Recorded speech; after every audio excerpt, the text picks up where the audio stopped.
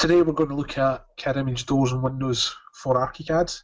I am Ken from CAD Image UK and I'm going to be running through the presentation. Doors and Windows goes way back to some of the earliest tools at all, and it came about because there was particular things that Doors and Windows didn't do in the standard library, which was easier to do through an add-on based application.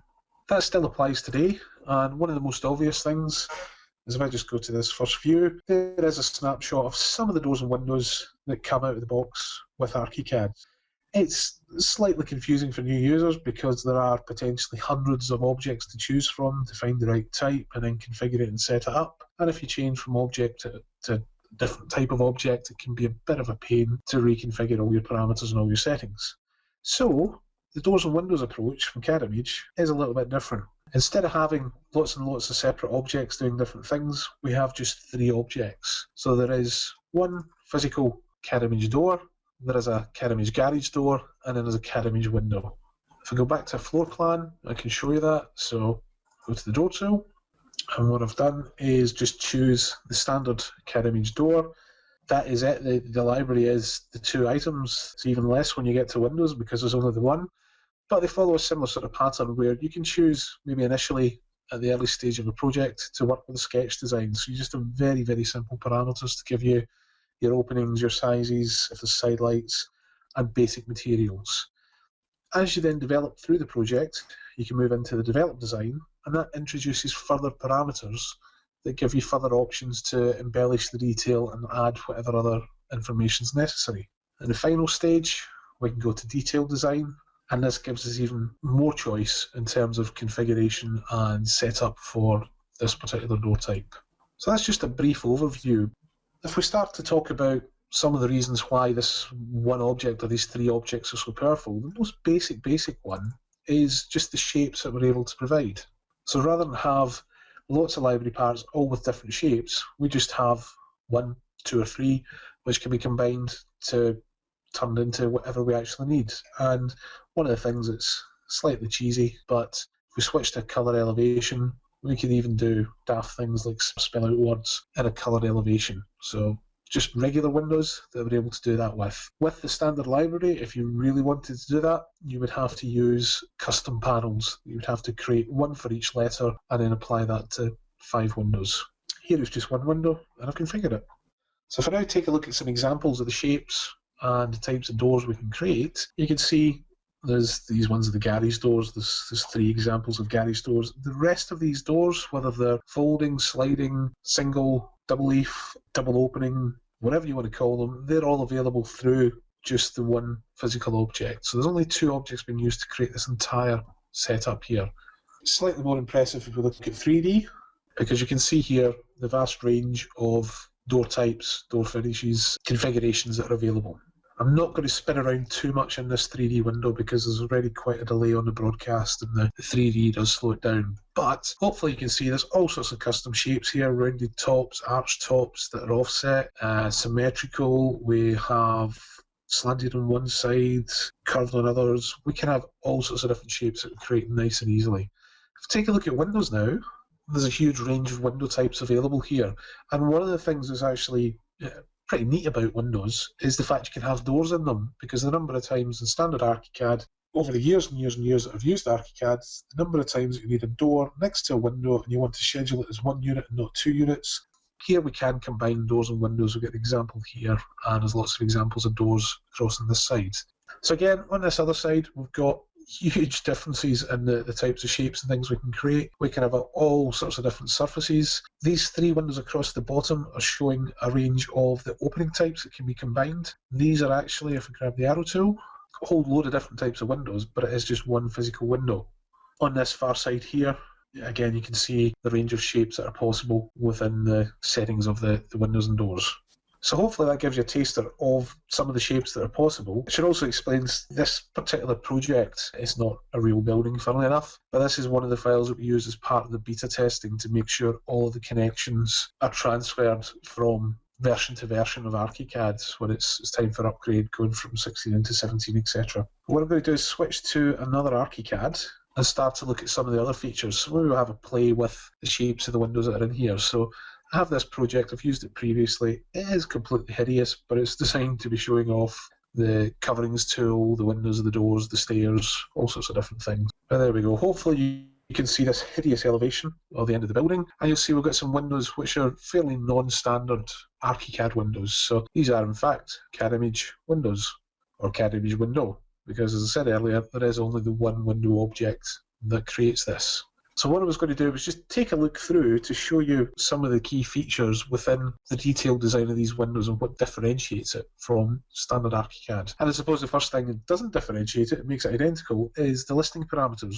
These are identical to the standard listing parameters because our doors and windows are fully schedulable with the standard ArchiCAD doors and windows, and vice versa. Our schedule tool can pick up standard ones. So we need to have consistency of these fields in here so that people are familiar and comfortable with what's visible there. I'm going to talk about presets later on, so I'm going to come back to that particular one. But if we then take a quick look through some of the rest of the options, we have things like wall openings where we can set the skins to return and story levels and heights for sills, etc. All stuff you're familiar with.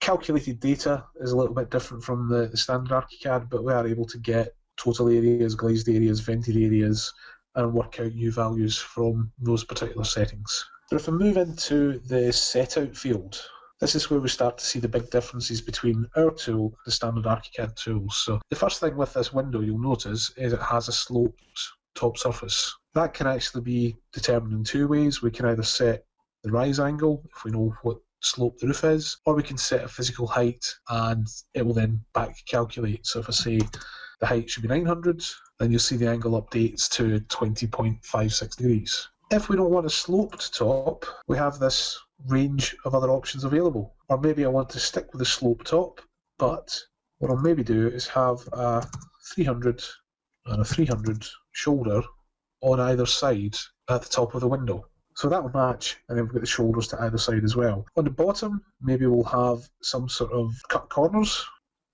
And again, I could play around with these sizes. So I've set all of these to 600. So that's one major difference, because we just physically can't create that shape as easily in standard ArchiCAD using one physical object. Next field I'm going to look at is dimensions, and I'm just keeping all these on multiples of 600. You're not actually going to see any change at this stage, but you'll see it in the next tab. So if I look at glazing, again, this is another crucial difference between our windows and doors and standard windows and doors. And that part is the fact that this dialog is actually interactive. So I can pick an individual panel. So I've now selected and highlighted the center panel, and it's currently a fixed pane, but maybe I want to change this to be a double hung. Don't know how that would actually work with the slope top, so maybe it was a good idea to leave it as it was, who knows. But in here you can see that I'm also able to change this to a door, and there's other options down at the bottom here. What I am going to do actually is just leave that as a fixed pane, and I'm going to come up to this little menu here, and I want to pick to insert a bottom row. I already set that for 600, so what I'm left with is a nice plain 600 high, 600, well, it's the full width of the window, whatever it happens to be. But I'm going to pick that up, and I'm actually going to change it from any type of glass to just a solid panel. And then I can further change the materials to whatever suits to make it a solid infilled panel. Across the top, maybe I want to insert a panel above, and what that's doing is just fixing one physical panel here. I can take the bottom one and maybe change this back to the double hung unit. And I can take the top piece there and maybe change that to be something like louvers. So whatever type I want to do. And I can do the same thing in these units here as well. We can also copy, we can shift panels, we can do loads of different things to configure these windows to be exactly what we need them to be. If I'd place doors, then I can change all the types, openings in here, and we can also set a join adjacent, which allows us to make connections with other units. Moving on through here, can then further change panel options if I'd used any panels, if I haven't yet. We've got options for the frame. I'm going to start to skip through this because there's a bit of a delay and the time's running away slightly. So because of the delay in this dialogue, I'm just going to kind of skip through the main parts of it. So in the frame, we can set out all the options for the main components of the frame, the inner frame, the sills, the extensions, whatever other details we want in there. Similarly, in exterior trims, we have the head detail, the jamb detail, external trims, and also the sill properties. Similar for interior trims, we have options to set the surfaces. So we can do this for the frame and the glass, for the door leaves, and then also if there's any trims I've used. And then we have options again for the appearance, where we can choose what the symbol looks like, the contours, the two-dimensional properties you'd expect to see. And then at the very bottom, there's other options that we can add in schedule notes. So maybe I'd want to say that the frame is a 100mm aluminium shop front. That's just a preset one that's already in the list here. And maybe add a few other bits and pieces that I'm just picking out at random from the preset schedules. So I've hit OK now, and you can see that this now truly hideous window has been placed. It is a regular window, so we can always pick it up and we can mirror and we can drag copies and we can do whatever we need to do. But you can see that I have created something that certainly is not easy to do with a standard ArchiCAD window that's out of the box. The next big thing that differentiates the shapes, because obviously we're different on the shapes, is the scheduler. So I'm going to take a look at some example schedules. This one here is just a schedule that lists the door and windows in this particular project. And what I actually need to do with this is just a quick rebuild. And now what you'll see is I've changed the load of windows and doors. These are now updated and are now visible here. These schedules, just very simple. They're picking out, if I go for a standard door here, given the overall dimensions, we can configure this, but it's telling me that I've got two as shown, so DF1, DF5, and then there's a handed version of DF2. If we look at the settings, the way these are set up is I am searching for windows and doors, I'm grouping them by element type. Where I have empty openings in doors and windows that I don't want to include, I've given them an ID of XXX, so it's very simple in the filter here to say search for any windows and doors, but don't include them if that ID matches or if it contains that ID. We can then choose to collate items based on whatever parameters we choose. We can set our layout, and what we're actually doing here is pre-configuring almost like a blank sheet. It's creating a worksheet for us that very easily drops onto an actual piece of paper, and I've got an example in the other project to go back and show you later. So we set out what size sheet we're working to, what distances and gaps we want between the various units, and off we go. We can also configure the dimensions, so if we want the sill height to be visible, the sash, the shape, whatever else we want in here, and our dimension settings give us access to the standard dimensions. So that's an identical setup that once you're familiar with it, it won't be a problem. And then the final part is just the labels, and if we want any additional notes to be included. So if I apply that, probably find things now overlap because I've added the extra notes. These are just some other quick examples. So all the doors and windows in this particular project, again, it should do with a rebuild just to fix this one here. So all we do is say rebuild, and you'll see the windows will update. So that's just a different example, in this case showing the sill height of the windows. It's quite useful because the little piece of line gives you a nice reference to know that relatively this window appears lower than this one here. And again, I could do an update to get these to update, but I'll carry on. The final example here is just a little graphical representation of the internal doors and the panel types that have been used. So just a very simple graphical thing that can be used and then placed on a layout. In fact, if I go back to the previous project, I have an example of some of the doors that have been pulled out here. These have the additional notes visible, so we can choose what those happen to be. And if I go to the layout book, what you'll see here is the sheet placed on the layout. And all that happens when we configure these, if I offset this edge, there is a boundary line that displays that we're able to snap to with the viewport within the layout book. And we just snap that into place, place the worksheet on as many sheets as we need, and we just crop the boundary to fit on the margins of the actual page itself. And then we have a nice simple schedule sheets available. So the final bits I wanted to talk about was just the presets. And there's two functions where this becomes really, really useful and powerful. This is a classic example that anybody that's used ArchiCAD for any length of time will be familiar with. You can spend a lot of time configuring a door or a window or whatever it happens to be, and you get it looking all nice in elevation and you think it's ready to go, the plans are good, but then you look at 3D and realise you have bits of white paint, you have bits of shiny pine, horizontal or vertical or whatever it is, and the colours are a bit of a mismatch and they're all over the place, and you need to then go through lots and lots of separate dialogues to reconfigure them to make them work. Well, here we have what are called presets. Presets work through different parts of various CAD image tools, but what I'm going to do is select the four windows and then go into the settings. But specifically in this case, what I want to look at is the presets for only the surfaces. There are presets for the setup, for the door leaf, for the frame, the trims. You can configure each individual bits. And these are a little bit like favourites in standard ArchiCAD. The difference being is that favourites set up an overall object and all the parameters within it. Presets are bite-sized pieces almost. So we have a preset for, in this case, the frame and the glass. right now the default one that's actually set is aluminium. We have paint 1, which is a white paint, paint 6, which is red. There's the standard materials, there's then timber, and then there's timber on one side and white on the other. So these are ones I've created a couple of them just for an example, but what I'll do is set all of the materials to red. You'll see the preview's changed, hit OK, and you'll see that now all of the materials and all of these windows is set for red. So you can configure the window to any shape, any operation type, whatever you want with it, and then simply all you do is apply a preset to put your materials the way you want them to be. So presets are managed through a separate pull-down menu. I can't actually go into it from the 3D window, you have to access it from the floor plan, but you can see here there's a preset manager where you would go in and you just configure the various parts to give you your different surfaces. So I'm just quickly going back in and I'm going to change it from paint 6 to timber. The presets don't have to be fixed. If you really want to, then what you can do is go into custom mode and we can change the, where are we this time, the trims on the exterior side. Let's make them mosaic blue, same on interior. And then you could actually save this as something descriptive. So it's timber weird combo. Save that. That's now available for any other time I want to use this. Hit OK. And hopefully you'll see now we've got a very weird combination, but that's now a preset I can use at any time and apply to a project. Right, final thing then is, again on presets, but this time we're talking about a range of presets. So as I mentioned, presets can be individual little pieces in bite-sized modes, or what we can do is actually use presets for a complete manufacturer's range.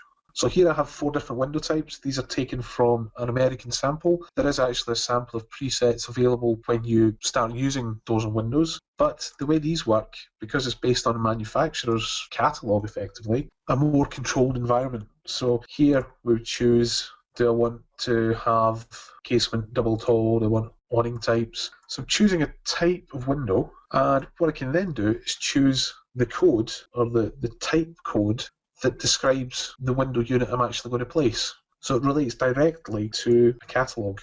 So it means when you come to design a building, if you use a particular range again and again, you can set up these mega presets and you can use the same units in multiple locations without having to worry about making slight mistakes in configuration because it's based on the original preset. So I'm going to switch back to PowerPoint now and then just run through the final few slides. So just a little bit of a talk about the development process.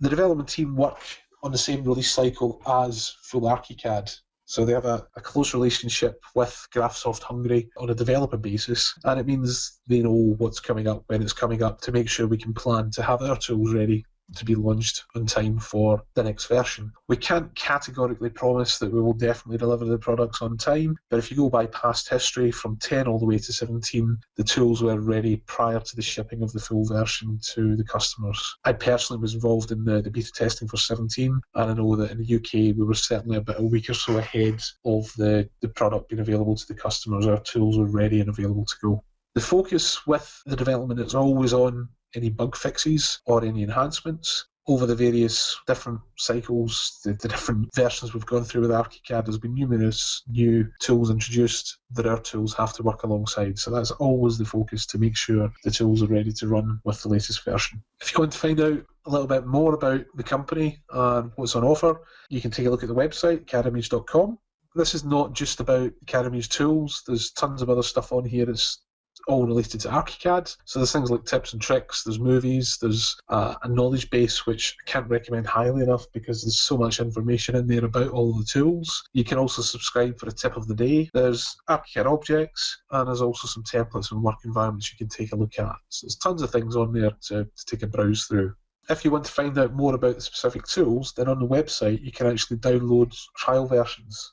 The trial versions are not restricted in any way, other than they only run for 30 days. But in that 30-day period, you've got full use of the tools to do whatever you need to do to test them out and make sure they're compatible for you and your own workflow. There's also versions available free to students and educational users. That's available through the My ArchiCAD portal. There's also access to the online support centre, the ticketing system, all of the movies, the tips, tutorials, etc., and also the knowledge base and help centre. Finally, if you're based in the UK and you've got any queries, then you can always give me a call or drop me an email and I'll see what I can do to help sort out any problems there. Just a quick note on pricing. We've talked purely about Doors and Windows today. You may be looking at one license, but if you've got a bigger company and you need more than one license, then as soon as you buy a second license, you automatically get 20% discount. If you buy more than 6 licenses, then they start to get a 40% discount. And if you buy 10 or more licenses, you automatically get a 60% discount on any of those licenses there. There's also bundle discounts. Again, we're looking at Doors and Windows, but if you want to look at Stairs as well, 2 products gives you 5% discount, and it basically builds up until you hit a maximum of 20% discount when you get 5 or more products. The final part to the pricing is just to mention the upgrades. That is a fixed price at 20% of the original selling price. So there's no big surprises when it comes time to upgrade. You'll know what the costs are up front, and it's easy enough to budget for those. So the only part left is just to say thank you for attending. And if you have any questions or queries, the contact details are on the screen now. Feel free to get in touch and I'll do what I can to help you out with any particular queries or problems.